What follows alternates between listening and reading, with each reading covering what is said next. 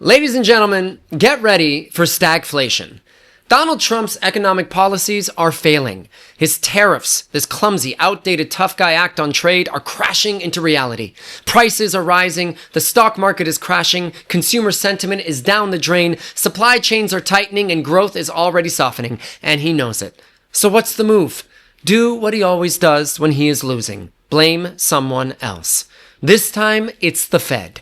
He's pressuring Jerome Powell to slash interest rates, publicly floating his removal, calling him Mr. Too Late. Why?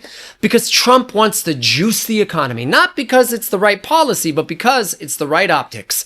This isn't economic strategy. It's marketing. It's vibes over vision. He's tanking the economy with one hand and yelling at the Fed with the other for not making it look better. He's gone full Richard Nixon. And you know what they say, you never go full Nixon. In 1971, the U.S. economy was stuck. Inflation was rising, unemployment was high, and Richard Nixon wanted a way out. So he did what presidents aren't supposed to do.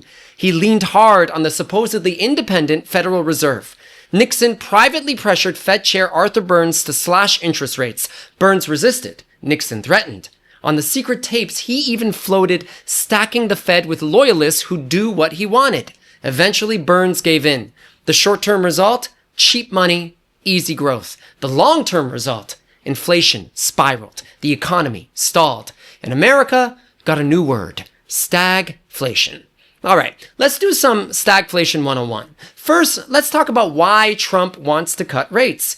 Lower interest rates make it cheaper to borrow money. That means more spending by consumers, businesses, and investors. Markets go up. Home prices tick higher. People feel richer. That's the vibe he wants. Things are booming, but it's not real.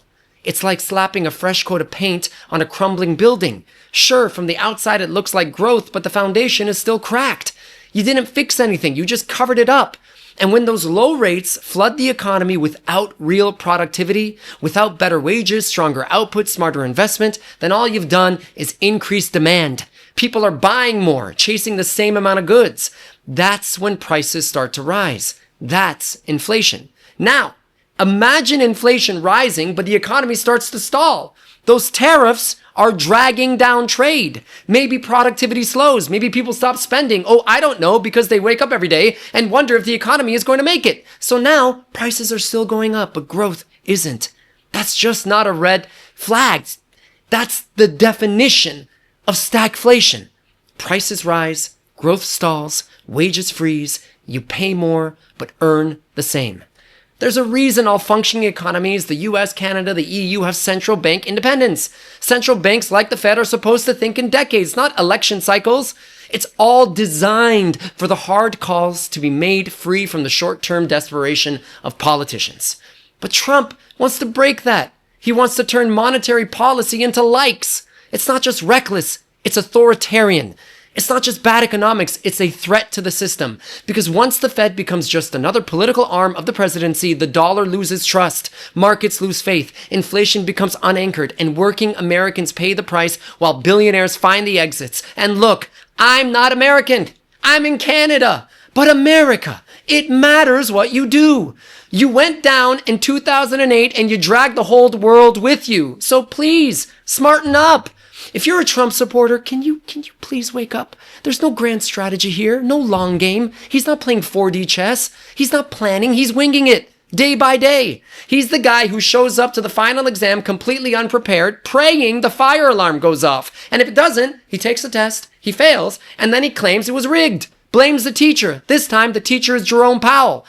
It baffles me that Republican lawmakers who actually have their jobs on the line come to the midterms and who are going to be royally ruined if the economy craters like it looks like it might aren't screaming out. At what point are they going to acknowledge the obvious truth that even if the Republicans get decimated at the midterms and that every single day of Trump's presidency is an in-kind contribution to AOC's future presidential campaign, that Trump simply doesn't care about the party? He has never cared. When people muse about a possible third Trump term, I go, no. Look at what he's up to with the tariffs, the unconstitutional seizures and deportations, the general F-it vibes he's got going on. It's clear that he couldn't care less about the future. He's on a kamikaze mission. He's at the club doing his stupid dance, pouring drinks for the American people. But my American friends, please don't take a sip, please, because that MAGA Moscow mule is laced. It's roofied. And finally, America, if you get through this crazy Trumpian ordeal, please wake up. Learn from this, but whatever you do, don't be the stupid kid on the White Lotus who doesn't wash the blender sitting out the next morning when he makes his protein shake. Spoiler alert, and stop the video here if you haven't seen it. Unlike him, you just might not wake up.